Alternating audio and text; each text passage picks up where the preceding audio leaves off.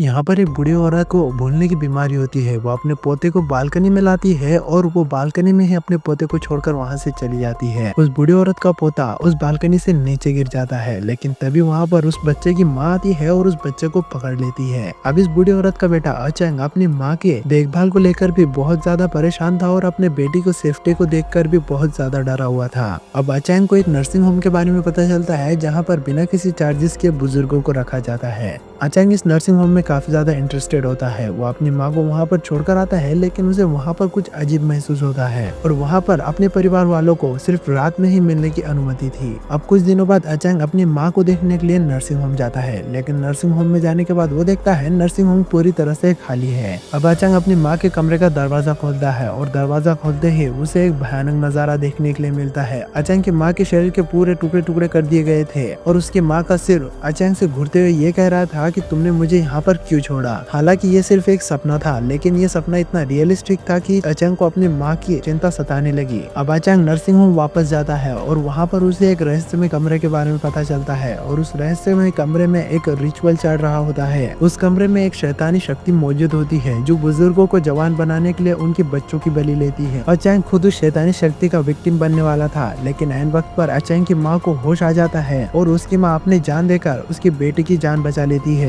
Last में अचंग शैतान को जलाने में सफल हो जाता है और वो पूरे नर्सिंग होम को आग लगाकर जलाकर खाक कर देता है। लेकिन जैसे ही आग बुझती है, वहाँ पर किसी रहस्यमय चीज का जन्म लेने का संकेत मिलता है।